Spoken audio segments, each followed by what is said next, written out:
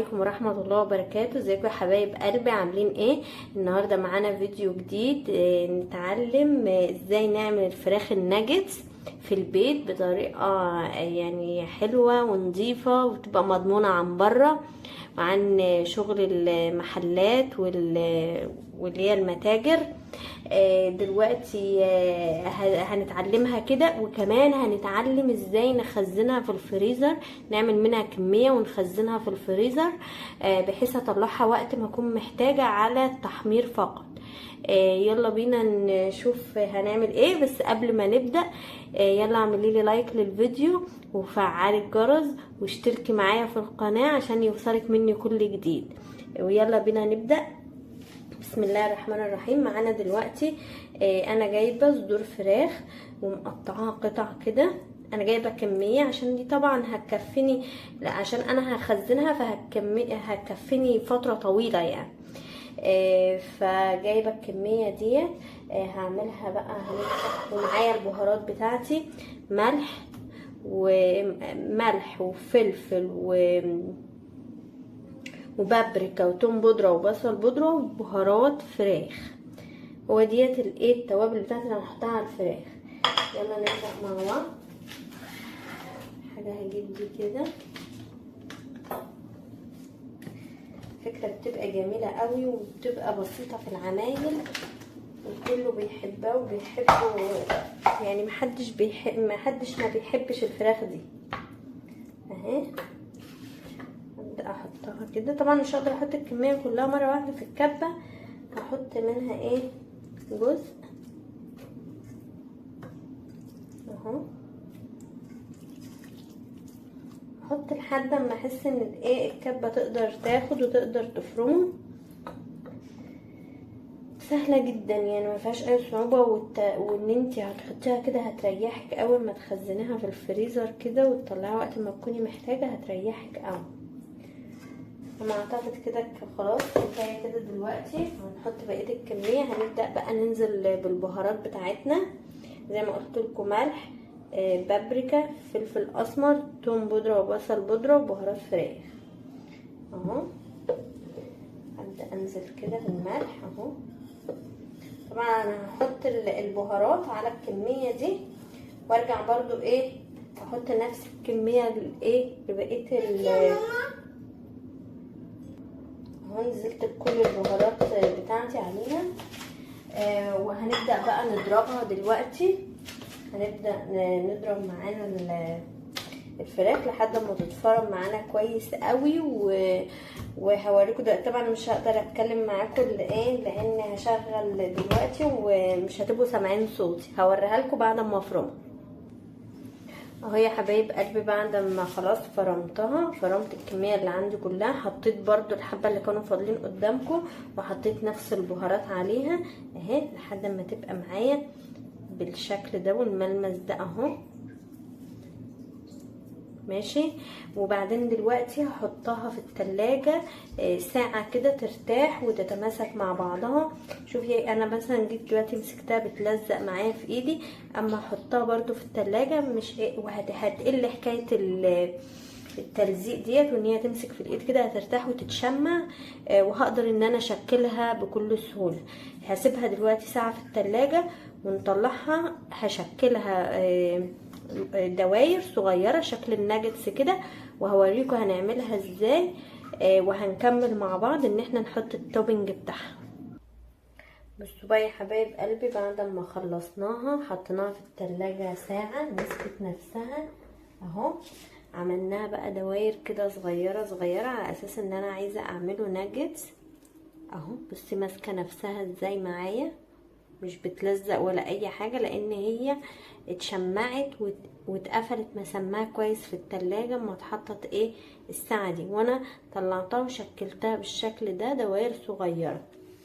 هنبدأ بقى دلوقتي ناخد كده حاجة حاجة اهو معانا. هنحط اول الدقيق ده معايا الاول. عايزة اعرفكم الاول ده دقيق عليه برضو بهارات، شوية ملح بسيط وفلفل وبابريكا. يعني البهارات شوية اللي انا حطيتها هنا على الفراخ عشان يطعم برضو ايه الدقيق.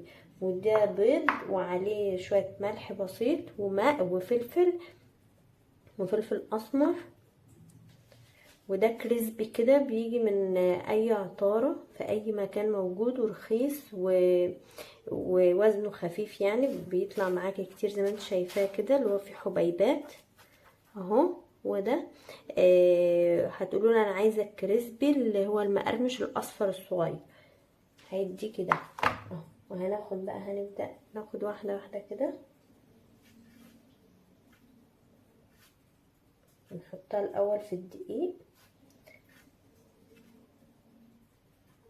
اول حاجه كده، وننفض من عليها الايه الدقيق كويس، وناخدها على البيض. اتعودي دايما خلي ايد للسوائل وايد للحاجات اللي هي الايه الناشفه، يعني الدقيق بايد مع الفيجيتار ده بايد، والبيض بايد تانية، بحيث ايديكي ما تتوسخش بسرعه. بصي يا حبايب قلبي، احنا عملناها كده، بس لا هي برضو شكلها كده ايه مش زي بتاعت بره قوي. طب اعمل ايه في الخطوه اللي زي دي؟ ارجع تاني على البيض، اعمل كمان طبقه اهو عادي جدا، برجع كمان مره على البيض اهو، وانزل تاني على الفيجيتار اللي عندي اهو. انا عايزه اقول لكم حاجه نسيت اقول لكم عليها، ان انا حاطه على الفيجيتار ده او الكريسبي، معلش، حط على الكريسبي ده فيجيتار اللي هو بتاع كنور، بيدي طعم على فكرة جميل قوي ونكهة حلو اهو. خدت معايا طبقة كمان، شوف بقى شكلها جميل ازاي اهو. هعمل معاكم كمان واحدة اهو، هحطها الاول في الدقيق، سهلة على فكرة وبسيط، وشوفي فرق معايا كمية قد ايه. بعدين مضمون انت اللي عاملاه بايدك في البيت. وبعدين احنا هنخزنه دلوقتي، يعني هوريكم برضو هنخزنه ازاي اهو. اطلع برضو بيها على الكريسبي، بس انا مش بتعجبني الطبقة الاولانية دي، لو حابة انت تعملي طبقة بسيطة ممكن تعمليها كده، بس هي الطبقة الاولى دي بس بحسها يعني مش يعني مش طبقة كافية اهي. لا انا هرجع بيها بقى على البيض كده واديها كمان طبقة، تبقى عاملة بالظبط زي العلب اللي انتوا بتشتروها من بره من محلات، واللي موجودة في المطاعم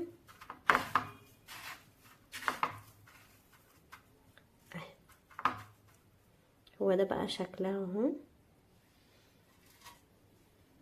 هعمل معاكم برضو كمان واحدة. اظن مفيش اسهل من كده، بهارات خفيفة، لا حطينا بصل ولا الحاجات دي، كل الحاجات دي بتغير في طعمها وبتخليهاش شبه بتاعت بره قوي.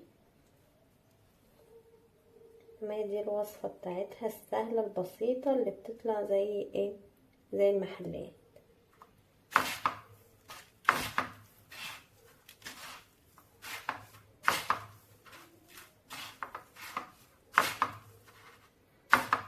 هو هياخد منك وقت ما تعملي كمية مرة واحدة، بس بعد كده بقى بتعينيها وبتريحك، بتطلعيها في اي وقت سريعة جدا جدا، متاخدش منك حاجة.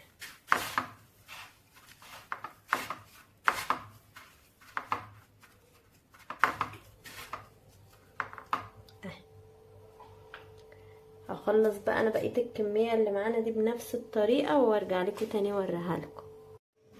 كده بقى بعد ما خلصته هاخده بقى احطه في كيس واحطه في الفريزر زي ما هو، واقوم جايه مطلعاه من الفريزر وهو يعني يا دوبك اسيبه دقيقتين كده بس يستهدى من الفريزر، واكون مجهزه طاسه فيها زيت مش سخنه قوي، يعني يكون مايل للسخونيه حبه، وانزل بالقطع اللي انا هعملها، سواء غدا سواء اعملها في سندوتشات، واوطي النار شويه ما تبقاش نار عاليه قوي، وابدا احمرها ومن على الوشين كده اقلب يمين وشمال لحد ما تاخد لون ذهبي جميل.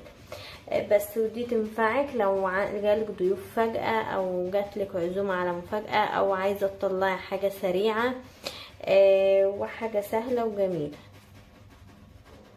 اهو يا حبايب قلبي، بعد ما خلصت وحطيت عليه الطبقه اللي انتوا شفتوني بعملها، خلصت الكميه اللي عندي كلها.